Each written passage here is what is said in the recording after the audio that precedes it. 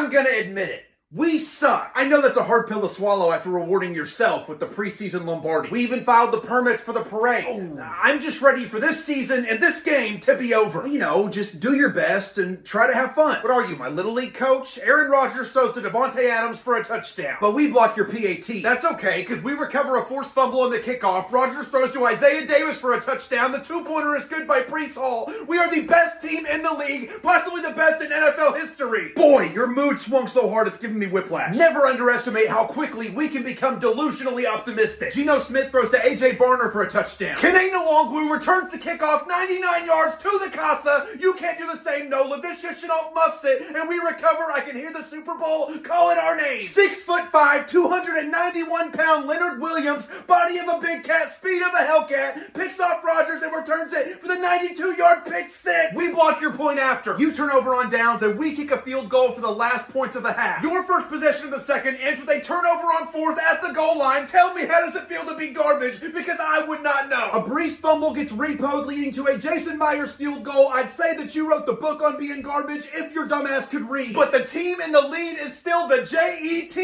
Jets. Zach Charbonnet runs into the end zone, taking the fourth quarter lead. Oh, damn it, I've seen this story before. We're down by one score on the final drive. Fourth down, we ask Rodgers to pass it, and it's incomplete. We win, and you lose because you S-U-C-K suck. Whoa, dude, you didn't prove anything. I'm just a chill guy that knows we're a crappy football team. Are you trying to become the real-life chill guy meme? I don't know what you're talking about. I'm just a chill guy that... You know what? No. Number one, I don't get it. Number two, shut the f*** up. My predictions were perfect last week until the Ravens, Colts, and Panthers screwed it up. And Baltimore and Indy are on byes this week, so screw you, Panthers, for giving me hope. You're losing.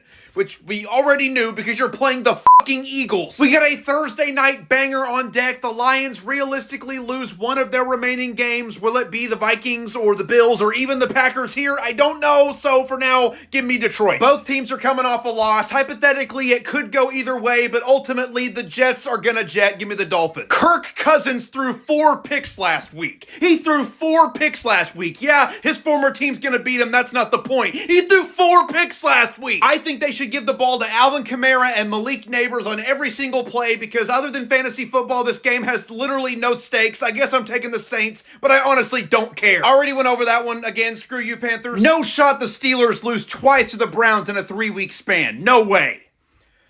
Unless it snows and Jameis goes frolicking through the field being delivered from pick sixes. I'm taking the Buccaneers over the Raiders, which should give Tampa the top spot in the NFC South, and Las Vegas will enjoy their rightful place in the rat and cobweb-infested basement of the AFC West. Get well soon, Trevor Lawrence. In support of you, the Jaguars have decided they will not win any more games until you're back next season, as if it was their choice to make. Same as the Steelers and Browns. I think the NFC West is way too competitive for the Seahawks to beat the Cardinals twice in a 3-week span, so give me AZ. If the Bills have 100 haters, I am one of them. If they have only one hater, I am them. If they have no haters, I am not alive. And while I am consistently preying on their downfall, I feel like I have to pick them for a win, but I oh so hope that I am wrong. The Bears showed some juice last week until the ultimate dumbassery at the end of the game, but Eberflus is fired and interim head coaches just bring a different type of mojo. Sorry, Niners, but give me Chi-Town. The Chiefs can look awful, they can play awful, they can look vulnerable, they can look fraudulent, they can look like they are going to lose,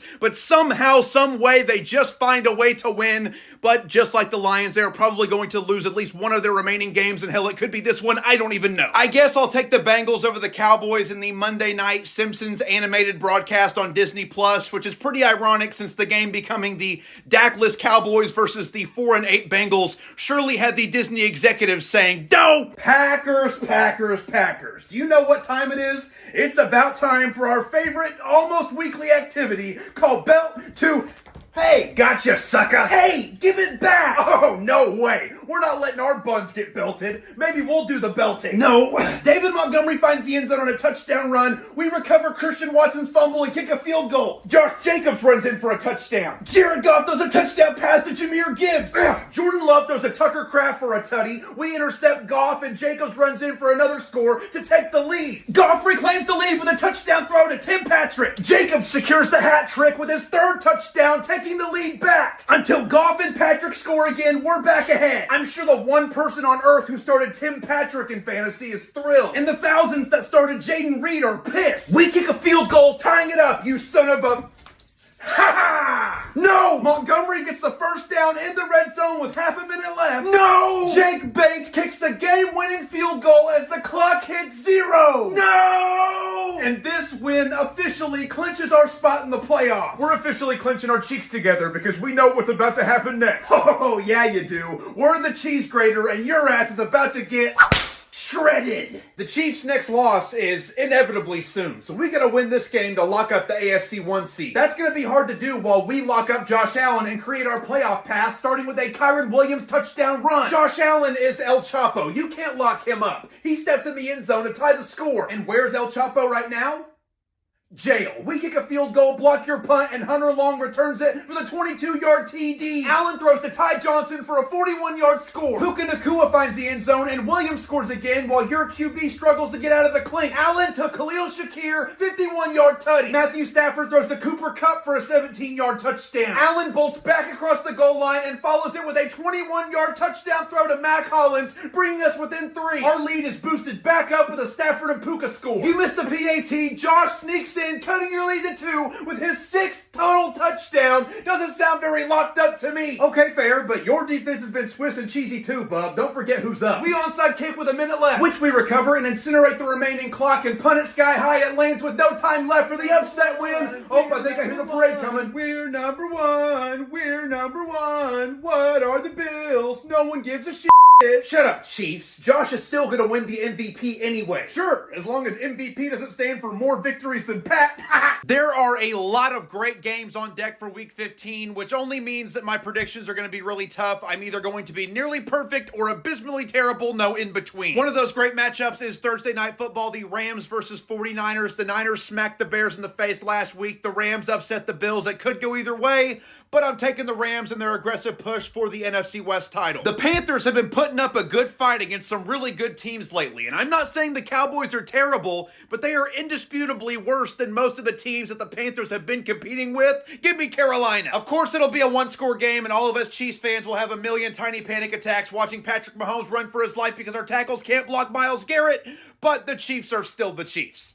I don't know that I feel good about it, but I think I'm okay with being wrong, even though I hardly ever am. I'm taking the Dolphins over the Texans. I don't know why, I just am. Remember when I said there's a lot of good games in Week 15?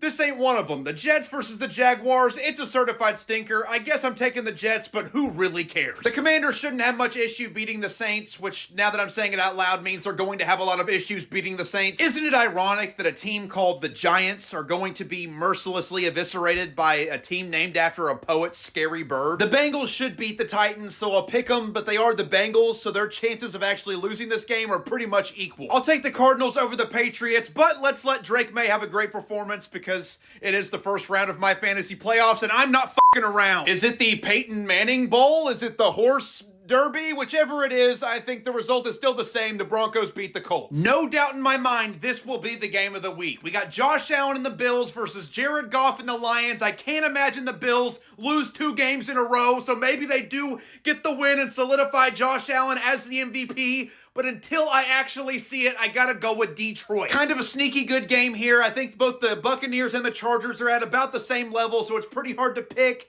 But LA is favored at home, so I guess I'll pick them. The Battle of Pennsylvania, I also see this one being a pretty good game, but ultimately I think the cream rises to the top and the Eagles beat the Steelers. Another game that should be a certified hood classic. Seattle has won 4 in a row. The Packers almost overcame the Lions. Both teams are hungry. It's a hard one to pick, but right now I got to roll with the Cheeseheads. Boy, oh boy, the Bears sure sucked eggs last week. This week it's a divisional game, so it'll probably be closer, but I still think the Vikings get the win. I am going to pick the Falcons to beat the Raiders. Not because I think the Falcons are very good, quite the opposite. I think the Falcons kind of look pretty bum-ass right now, but I just hate the Raiders that much.